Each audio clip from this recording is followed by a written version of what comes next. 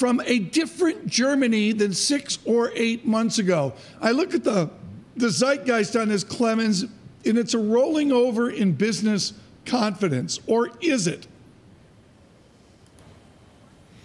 What we have is certainly a cooling in business confidence. I wouldn't say it's the end of the upswing, but the business climate index has declined for a couple of months now, so it seems like the economy is cooling down. We talk about manufacturing, service sector and that, but part of the Ifo analysis is trade. The president is very upset about a German surplus against the American deficit. How do you respond to that? What is the buoyancy of German trade?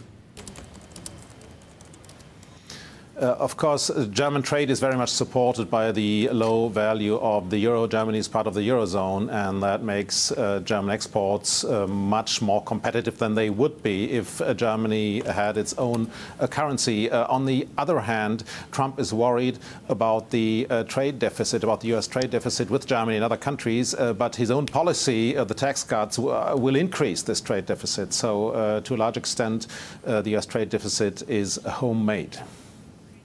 Mr. Fuest, good morning from London. Do you think the country's growth momentum has peaked? It looks like it has. I would say currently we are certainly not yet in a downturn, but there is a cooling now. Whether the economy may come back, I don't know. But it looks like the economy has peaked. I mean, we look at factory orders, we both at, output seeing sharp drops. Does Brexit make things even worse?